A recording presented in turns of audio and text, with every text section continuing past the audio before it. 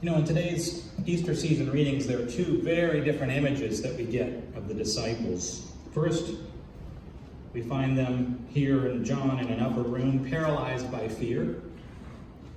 And at this point in the gospel story, they've only heard that Jesus was risen from the women who were at the tomb. And if you remember from last week's reading, according to the gospel, they didn't even believe him. He told them.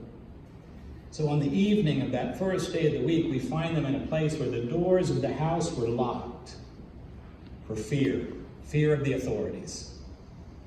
And suddenly the scripture says Jesus came, stood among them, and said, "Peace be with you." Then the second image of the disciples that we got from the book of Acts is completely different. Sometime later, days, weeks, months, we don't exactly know, we find Peter and the apostles escaping from jail, defying an order from the authorities, and publicly teaching about Jesus out in the temple courtyards. When they brought them before the authorities again, they were scolded. "We gave you strict orders not to teach in this name, yet here you are filling Jerusalem with your teaching." Peter and the apostles answered, "We must obey God rather than any human authority." What a difference a resurrection makes, right? They go from hiding in fear behind locked doors to standing up in public, boldly defying orders from the authorities to stop healing people, stop offering hope to people, stop teaching about the way of Jesus. The experience of resurrection, the experience of Christ's ongoing presence with them, in whatever form that had happened for them, had transformed them into bold witnesses. This boldness, this public witness to Jesus and Jesus' way is one of the main qualities of the church you see over and over again in the book of Acts. And we're not just talking about the passion of a TV preacher or great Facebook posts here, public and bold as those may be.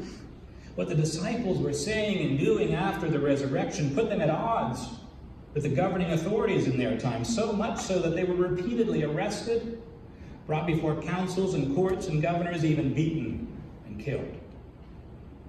Yet they persisted. Something had happened to them.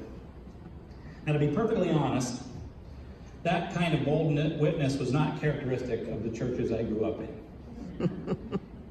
And or of the kind of ministry I envisioned when I went to seminary. Many ministers tend toward the introvert end of the Myers-Briggs scale and are drawn to ministry out of interest in spirituality, the Bible, helping people, and so on. According to Bill Moyers, even the Reverend William Sloane Coffin, and if you don't remember Bill Coffin, he's sort of the prototypical activist minister. In fact, supposedly he was the model for the kind of radical minister in the Doonesbury cartoons, was Bill Coffin. But according to Bill Moyers, even William Sloane Coffin once said that he would rather not be known as a social activist. The happiest moments of his life, he said, were less in social activism than in the intimate settings of the pastor's calling, the moments when you're doing marriage counseling or baptizing a baby or accompanying people who have suffered loss, the moments when people tend to be most human, when they're most vulnerable. So he had a pastor's heart, Moyers said, but he heeded the prophet's calling. And that's been my experience too. I'm not an activist by heart, by nature, but over the years I've been called to engage in different forms of public witness again and again, mostly because of you people. Or some of you people.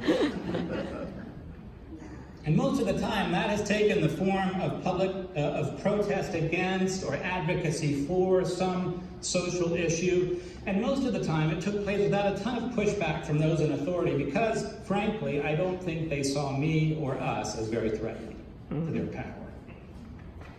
In fact, sometimes it just felt to me like we've just played our role. We're the protesters against something, and we protest and we get the sort of thumbs up and everything just keeps rolling. That's the way it feels.